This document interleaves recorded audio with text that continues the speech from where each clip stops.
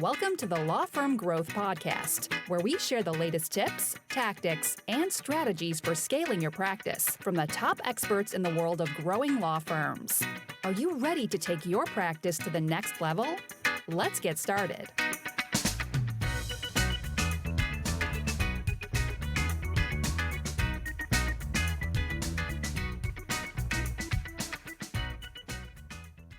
Hey everybody, welcome back to the Law Firm Growth Podcast. I'm your host as always, Jan Roos, and I am here to talk about some of our philosophies when it comes to hiring. So this is going to be coming after our last episode, which is how we're running a remote company, and I'm going to talk about the segue, which is what that actually opens up to you from a hiring perspective. So what we were doing as far as running the business was pretty unique pre-COVID times, but it's almost as if, and if you guys want to listen to our episode with Brian Kennel, he had a fantastic breakdown of how this is showing up on the ground level for law firms across the country. But basically, we have kind of had an acceleration of probably 10 or 20 years in technological development within the span of a couple of years with everything going with the pandemic. I think if you wanted to see the direction that things were going, remote was probably inevitable, but the whole situation we had with the pandemic really accelerated things. So that can be a disadvantage for a lot of firms because now you're competing globally or, well, nationally most likely or statewide if we're talking about attorneys that have a JD in the jurisdiction that you're in. But you are now technically competing with everybody else in your state, especially if we're talking about the talent with the people that value remote work. And that's something that's becoming more and more prevalent these days as millennials and Gen Z end up working in the workplace. So how do we take advantage of that?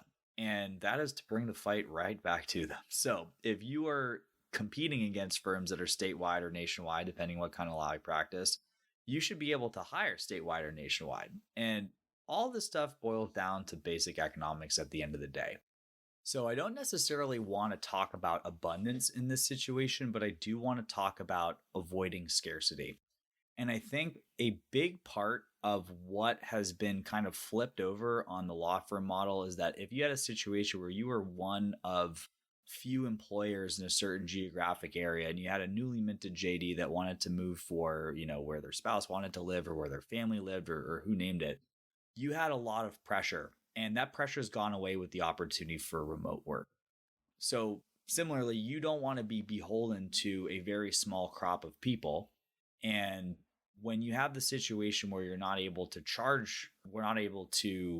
pay the highest salary and compete with some of the larger firms, which is a situation that a lot of the people that are growing a law firm end up facing, we got to make sure that we have as many opportunities as possible.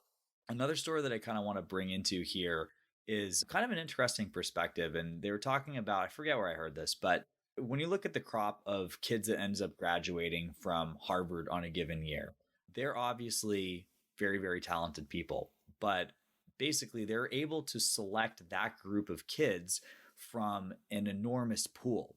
So one of my favorite quotes is that quantity has a quality all its own. It isn't the process of applying to Harvard that makes anyone outstanding, but when you take the amount of applicants for the 2,000 spots or whatever from 2,000 up to 200,000, and that's how you get those crazy application acceptance rates that people always talk about, then you have a bigger pool of people to look at.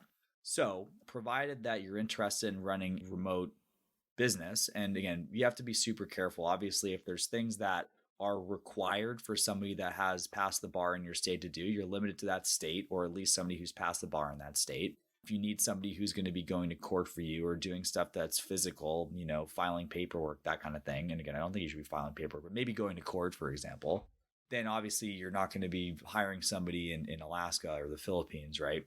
But within reason, if you're able to get somebody to do the work, the larger the geographic footprint that you can have, the more applicants that you can get in.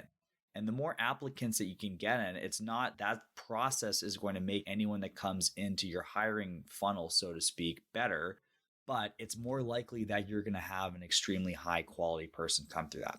So basically, the table stakes for the discussion to follow is I want you guys to think about how broad can you possibly go. And if you want to get super crazy with it, I'm not the only person that's talking about this. I know that there's been a huge upswing in people that are even hiring outside of the US for really important legal functions that people probably wouldn't have been thinking about outsourcing to. And again, I don't really like the word outsourcing, but offshoring maybe would be a better word for it. People would not be talking about this stuff 5 or 10 years ago. But again, COVID has changed a lot of things. So anyways, we're potentially targeting people on a larger network. And basically we have to kind of go with what can we do from there.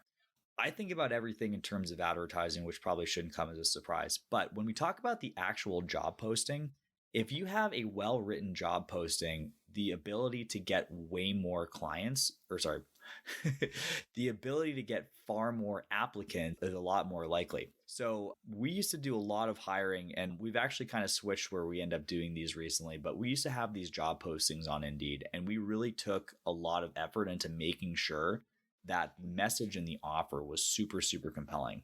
So it wasn't out of the question for us to spend $50, $60 on Indeed and get, like, I'm not even kidding, 1,000, 1,500, 2,000 sometimes applicants to a position for a call center role.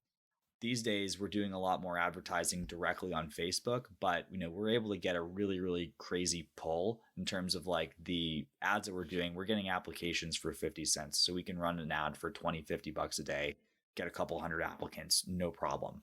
Now, what this allows you to do is we're able to filter people more aggressively. This kind of goes back into a concept that I've talked about on other podcasts in terms of the amount of friction, right? So compared to, if you wanted to, staple a flyer outside of your office and talk to whoever came in, if there ended up being 5 people after having that for a month, you can't really play hardball with those people, right? So, if somebody's got like, the crazy thick accent, or they're super rough around the edges, you think they're going to bite one of your clients' heads off. If it's down to a couple people and you got to fill the position for next week, you might make a decision that you're not super happy with a couple months from then, right? So how we're able to do that is that once we up the volume, we can have more and more levels of qualification or hoops to jump through without fear of losing a person to hire for the position in the first place. So depending on the role, one of the first things I really recommend doing, and if it's anything client facing, I always recommend having somebody send a recording. So whether it's a video recording or a face recording, I need to know what the person sounds like, if they sound personable. And again, some of the stuff that we do, we always have we always have hires going for our call center. So it's really important that these people not only have hard to detect accents, but a neutral accent as well. When we're hiring US people for this, even, like, we can't have somebody that sounds like they have a crazy thick New York accent or a, Alabama accent, or, crazy California accent, or any of that stuff too. Because if they're calling somebody else also in their country, it clearly sounds like it's somebody who doesn't belong. So we not only have to have, no accent, it's got to be a very neutral accent as well. So this is the kind of thing that we can put out there, and a bunch of people won't do it. So not only are we testing for the accent, we're testing for the ability for the person to follow up on the first role. Now from there, we have, there's a couple other steps that you can do. And basically, as far as kind of the next process as well, I always try to have at least a 2-interview process. Typically, it's going to be somebody who's going to be on the executive team. And I'll give an example. So when we were hiring a lot of this stuff for the ISA, I would actually do the first interview for a lot of these people. And my interview would be on culture fit and motivations. One of my favorite questions to ask on these interviews is, what drew you to the listing? And a follow-up question is, did you take a look at our company? What do you think about our mission? And people who either didn't do the work for that or have kind of less than ideal reason for doing this stuff, then they're not even going to make it through to the next interview. The next interview is usually a skills interview, and I actually would have the hiring manager doing that in most instances. And at the end of the day too, if you're a solo, then you don't necessarily have to do 2 interviews with yourself. That might seem like a little bit overdone. But if you have, for example, we've worked with firms that had, super, super small solo plus. And if it was somebody that was going to be helping the office manager, for example, the office manager would be conducting the follow-up interview, because at the end of the day, the office manager is the person who has to pick up that person's mess if it ends up not doing it. And one last thing to do, and this has just kind of always been a personal preference of mine, like, I let the person who's responsible for dealing with the individual that's being hired be the final say. But at the end of the day, the bigger pool that you can draw from, the higher response the ad that you're putting out for your listing is going to get, the more levels of hoops that you can have people jump through. And I'm sure if you guys have ever been through, big lot hiring process, you have situations where, you're chasing the brass ring. You might have 5-6 interviews over the course of months, but when it's worth it at the end of the day, that's something that you're happy to go through. And if not, somebody else is, right? So that's kind of one thing to keep in mind. We are absolutely in a new world as far as hiring stuff. And the faster that you can get acclimated to it, the faster you're going to be able to hire in a way that's going to be cost effective and ultimately move your business forward. So just wanted to get some thoughts out on that.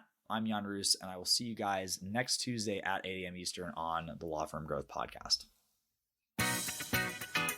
Thank you for listening to the Law Firm Growth Podcast. For show notes, free resources, and more, head on over to casefuel.com/podcast. Looking forward to catching up on the next episode.